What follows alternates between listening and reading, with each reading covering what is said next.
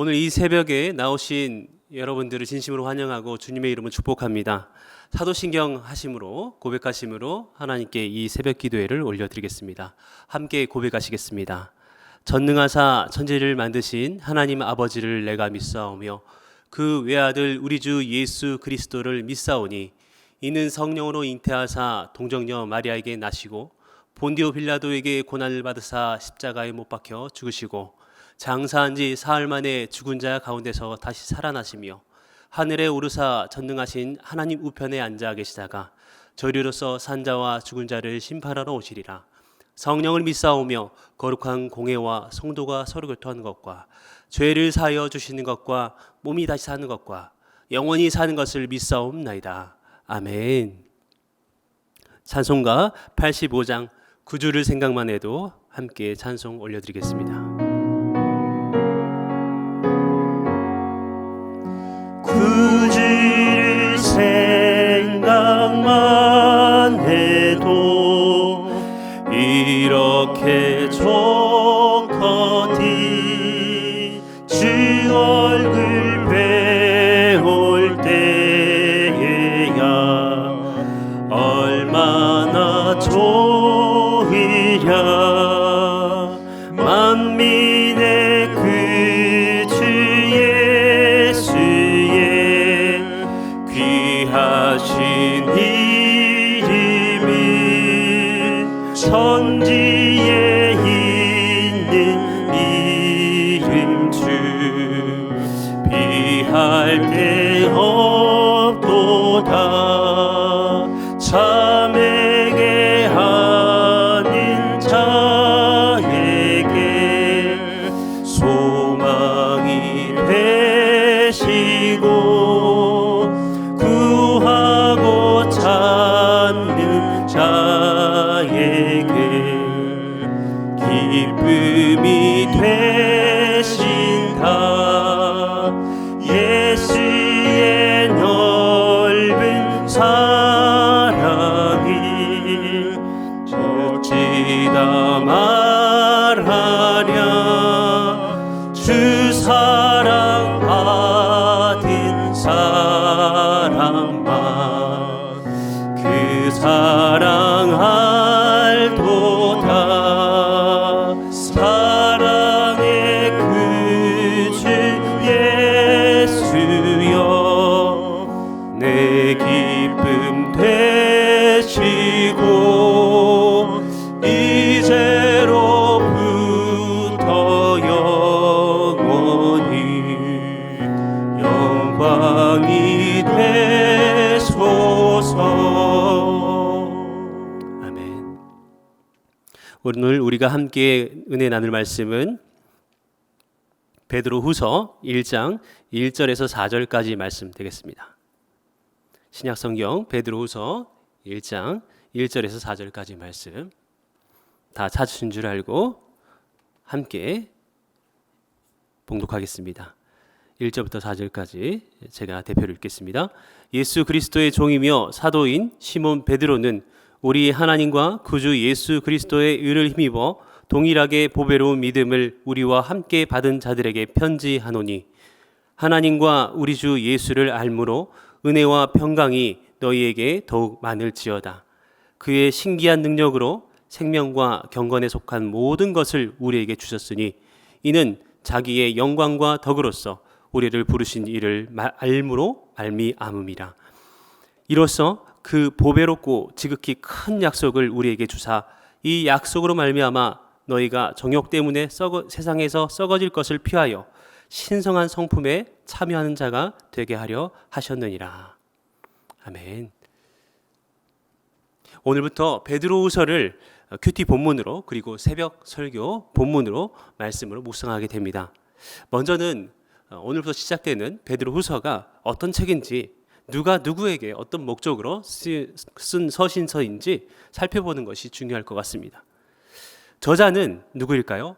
베드로 전서와 마찬가지로 시몬 베드로가 이 편지를 기록했습니다. 베드로서 1장 1절 예수 그리스도의 종이며 사도인 시몬 베드로는 이렇게 자신을 그리스도의 종이며 사도인 시몬 베드로다라고 소개하고 있죠. 여기서 우리가 이 베드로의 표현을 기억했으면 좋겠습니다. 예수 그리스도의 종. 이 종은 둘로스라는 헬라어인데 주인에게 완전히 예속되어 있는 그런 상태의 종을 말합니다. 그런데 우리가 종이라고 한다면 부정적인 어감과 그런 느낌을 갖게 되는데 억지로 매여 있는 상태, 그래서 참 불행하고 참 비참한 상태에 빠져 있는 그런 상태가 아니라 자원하여 매여 있는 그런 의미가 강하게 내포된 표현이라고 생각하시면 됩니다. 어떻게 종이 자원하여서 완전히 예속되어 있을까요? 참 모순적인 표현인데 자원하는 그 마음으로 그러나 완전히 예속된 상태. 사실 그 히브리 문화권에서 구약에서 종이 완전히 예속되는 상황은 주어진 건 아닙니다. 특별한 상황에 있어서 하나님께서는 그 어떤 사람도 자신의 동포를 종으로 삼을 수 없다. 특별히 이 이스라엘 민족 가운데서 서로를 이렇게 종 삼는 것들을 하나님께서 금하고 계시고 정말 특별한 상황으로 인해서 어려움으로 인해서 종으로 살아간다면은 6년 동안 살고 7년째는 그렇게 풀어주는 하나님께서는 그 모두가 나의 소유이다. 그 어느 누구가 어느 누구의 주인이 될 수 없다. 내가 주인이다라는 것을 율법을 통해서 말씀하고 계시죠. 그런데 이렇게 자유인이 될 수도 있는데 자유를 포기하는 그 종의 모습이 출애굽기 21장 5절 6절에서 나옵니다. 만일 종이 분명히 말하기를 내가 상전과 내 처자를 사랑하니 나가서 자유인이 되지 않겠노라 하면 상전이 그를 데리고 재판장에게로 갈 것이요 또 그를 문이나 문설주 앞으로 데리고 가서 그곳에다가 송곳으로 그의 귀를 뚫을 것이라. 그는 종신토록 그 상전을 섬기리라. 자, 종이 자기에게 주어진 자유를 포기하고 영원히 종이 되는 그 모습이 나와 있습니다. 어떤 때 이때가 가능하다고 얘기합니까? 어떤 상황에서? 바로 내가 상전과 내 처자를 사랑하니 나가서 자유인이 되지 않겠다. 주인이 일반적인 주인이 아닌 거예요. 내가 그분 앞에서 정말 비참한 대우를 받고 처참한 상황에서 매일매일 힘겹게 살아가는 종으로서 살아가는 것이 아니라 종이 그 주인을 너무나 사랑하고 그 주인 또한 그 종을 너무나 사랑하는 마치 가족과 같은 상태. 이런 상태에서 그 종이 내 상전에게 계속해서 예속되어 있고 싶다라고 그렇게 표현하면서 그것을 어떻게 계약을 맺느냐? 문설주나 문 앞으로 데리고 가서 거기다 대고 귀를 대고 송곳으로 귀를 뚫는 것이죠. 그리고 그 문설주에 박혀 있는 그 못을 통해서 그 송곳의 그 자국을 통해서 이 주인이 나에게 어떤 존재인지 나는 그분에 대한 어떤 고백을 가지고 내 자유를 포기했는지를 그 흔적을 통해서 그 종은 계속해서 기억하게 되는 것이죠.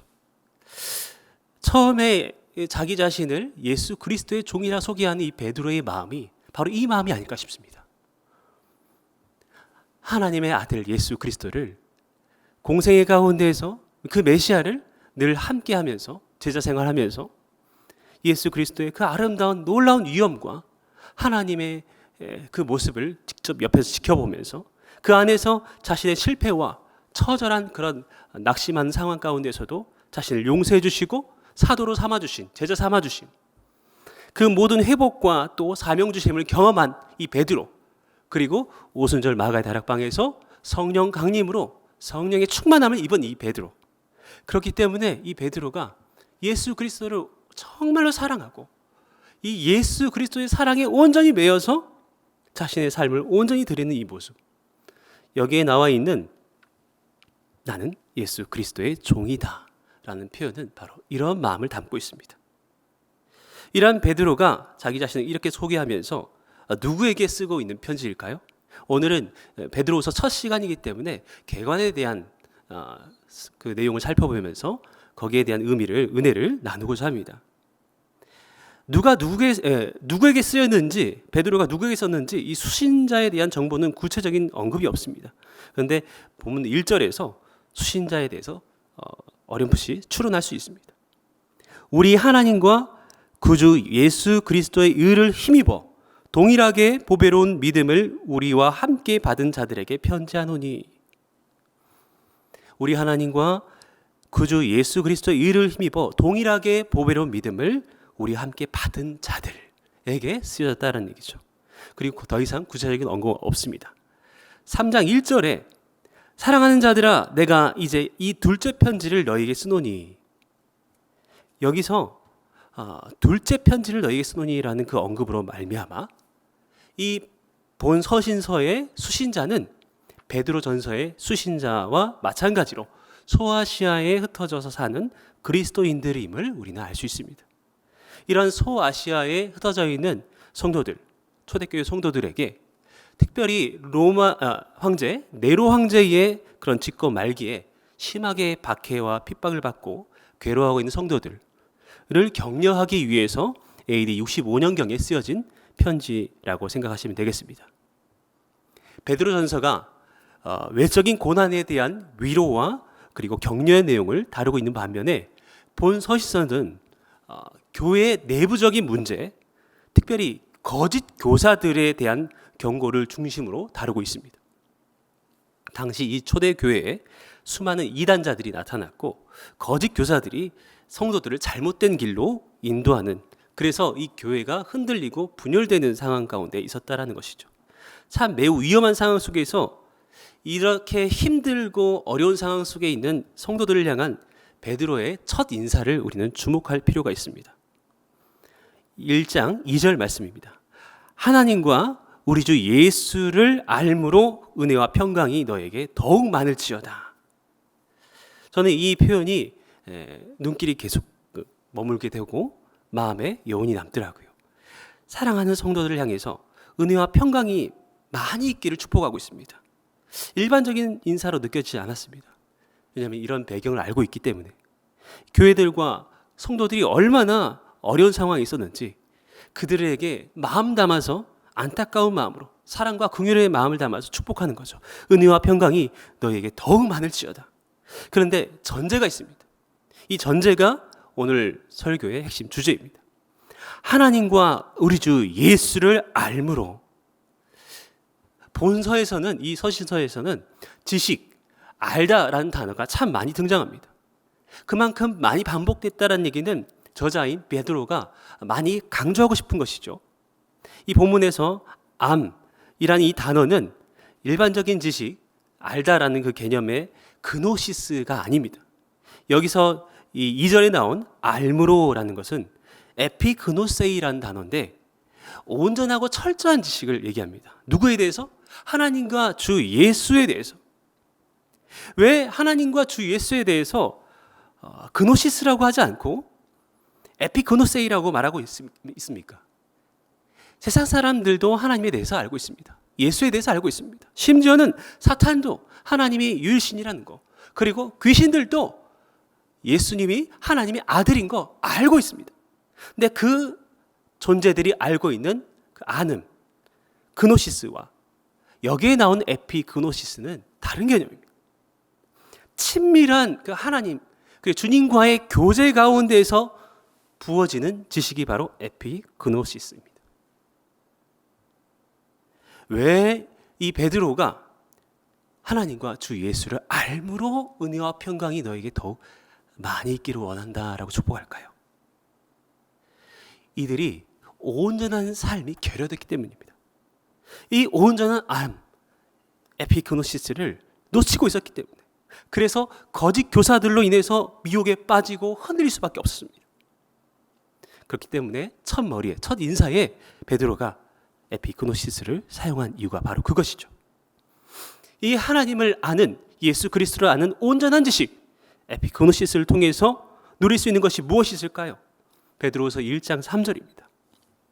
그의 신기한 능력으로 생명과 경건에 속한 모든 것을 우리에게 주셨으니 이는 자기의 영광과 덕으로서 우리를 부르신 이를 알므로 말미암음이라. 좀 어려운데 세번역 성경으로 이렇게 나와 있습니다. 하나님께서는 우리가 그를 알므로 말미암아 생명과 경건에 이르게 하는 모든 것을 그의 권능으로 우리에게 주셨습니다. 하나님은 우리를 부르셔서 그의 영광과 덕을 누리게 해주신 분이십니다.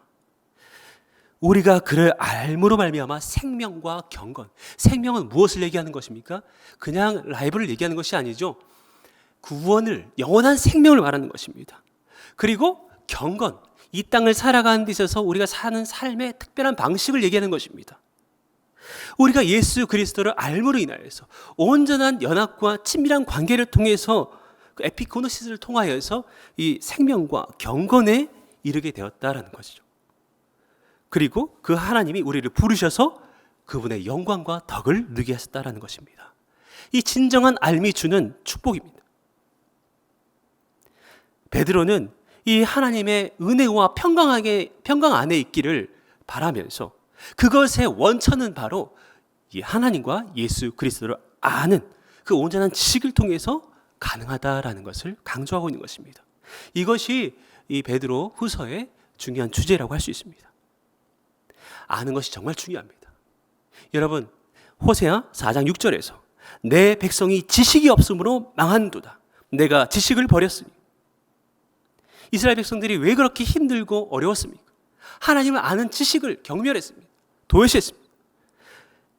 호세아 6장 3절 말씀. 그러므로 우리가 여호와를 알자. 힘써 여호와를 알자. 호세아를 통해서 강조하시는 것이죠.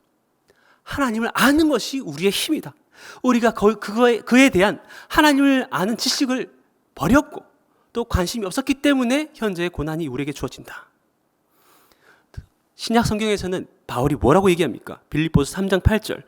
또한 모든 것을 해로 여김은 내 주 그리스도 예수를 아는 지식이 가장 고상하기 때문이라. 내가 그를 위하여 모든 것을 잃어버리고 배설물로 여김은 그리스도를 얻고. 내 주 그리스도 예수를 아는 지식이 가장 고상한 것이다. 그 외의 모든 것들은 다 배설물이다.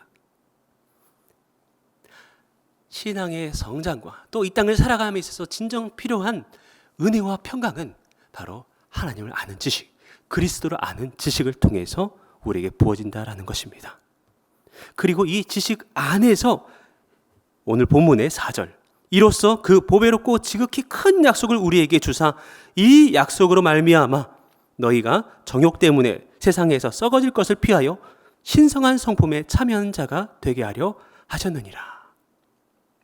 신성한 성품, 하나님의 그 신적 성품에 참여하는 자가 우리가 될 수가 있다고 하는데 그것에 대한 구체적인 예가 5절 7절에 믿음, 덕, 지식, 절제, 인내, 경건, 그리고 형제, 우애, 사랑, 이 수많은 하나님의 성품에 참여하는 자가 우리가 될 수 있는데 그것의 원천이 바로 맨 처음에 언급했던 하나님을 아는 지식, 예수 그리스도에 대한 지식이라는 것입니다. 여러분, 이 아침에 이 새벽에 우리가 간절히 구할 것은 주님, 하나님을 아는 지식을 내 삶에서 가장 고상하게 여기며 이 아침에도 주님을 아는 그 지혜를 내게 달라고 말씀을 통해서 하나님을 더 깊이 알아가고 하나님, 이 연말에 참 많은 분주한 것들이 있지만 그리고 새해 참 많은 두려움과 많은 고뇌가 있지만 그러나 주님, 내가 주 예수를 아는 것이 내게 가장 귀한 보배입니다. 주님 더 알기를 원합니다. 어제보다 오늘 더, 오늘보다 내일 더 주님을 사랑하고 주님 알기를 원합니다. 이 고백으로 주님 앞에 나아가는 이 아침 되기를 소망합니다. 이것으로 말미암아, 이 지식으로 말미암아 은혜와 평강을 풍성히 누리며 아름다운 신의 성품에, 하나님의 성품에 참여하는 우리들이 될 수 있기를 주님의 이름으로 축복합니다. 제가 기도하겠습니다. 하나님 아버지, 그리스도를 바로 아는 것이 신앙생활에 있어서 너무 중요하고 더 나아가 그리스도를 아는 지식으로 말미암아 우리의 삶에서 아름다운 삶의 열매가 맺어짐을, 신의 성품에 참여하는 자가 될 수 있음을 이 말씀을 통해서 깨닫게 되었습니다. 주님, 참 많은 분주함과 또 수많은 고뇌와 염려가 있는 이때에 주님, 매일매일 새벽마다 주님 앞에 하나님을 아는 지식을 갈망하는 우리 모든 성도님들을 축복하여 주시옵시고 오늘도 이 아침에 기도할 때에 주님, 주님의 뜻을 더욱더 깊이 아는 이 시간 되기를 소원합니다. 그 지식으로 말미암아 우리에게 주어진 수많은 믿음의 선한 싸움 가운데에서 은혜와 평강을 누리며 승리하는 우리 모든 성도님들과 교회에게 축복하여 주시옵소서. 예수 그리스도 이름으로 간절히 기도하옵나이다. 아멘. 이 시간 주신 말씀을 생각하면서 다음과 같이 기도했으면 좋겠습니다. 하나님과의 친밀한 관계와 주님을 깊이 아는 지식으로 인해서 참된 평강과 은혜를 누리게 하여 주시옵소서. 그리스도를 아는 지식을 통해서 하나님의 성품에 참여하는 주님을 닮아가는 성도 되게 하여 주옵소서. 1만 성도 파송과 가평우리마을 드림센터 사회 환원의 모든 과정을 주님께서 주관하여 주시고 선하게 인도하여 주시옵소서. 이렇게 함께 기도하고 각자의 기도 제목으로 기도하고 나아가겠습니다. 함께 기도하겠습니다. 하나님 아버지 감사합니다.